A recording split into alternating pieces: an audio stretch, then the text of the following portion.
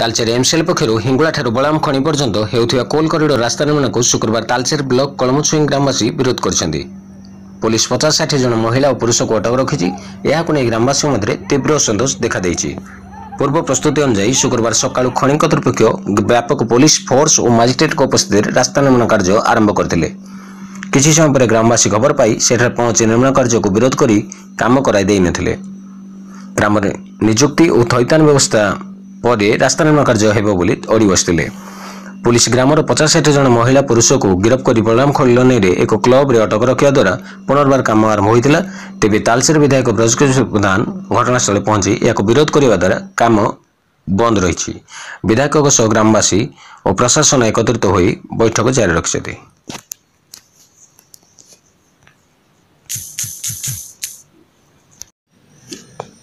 Cameraman Vishwajeet सामल विघ्नेश्वर साहू का report IYA news.